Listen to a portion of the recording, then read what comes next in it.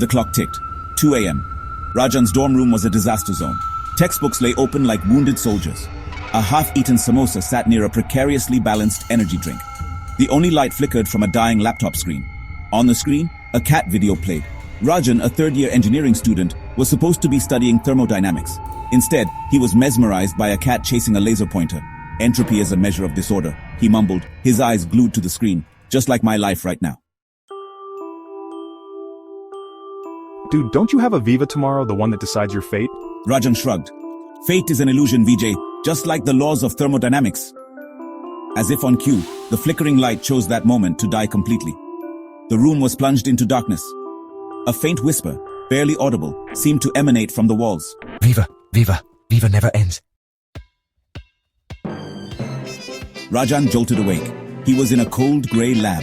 Instruments whirred, beakers bubbled, and in the center, floating like a specter, was Professor Rao, his Viva examiner. Mr. Rajan, explain Bernoulli's principle. Rajan stammered. His mind, usually a steel trap for useless trivia, was blank. Professor Rao's eyes glowed an eerie red. Section 4. The Syllabus Awakens. Chains rattled.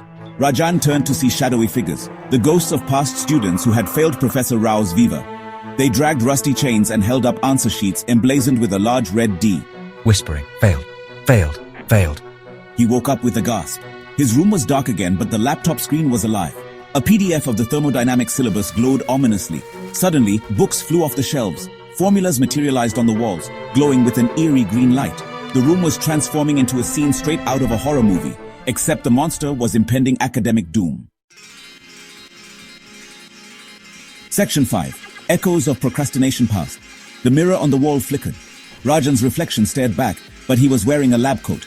On the pocket, a single word was stitched in bright red, fail. Vijay was gone. Focus, Rajan, focus. He muttered, grabbing a random textbook. As he flipped through the pages, a voice boomed from his laptop speakers. Welcome back to another exciting lecture.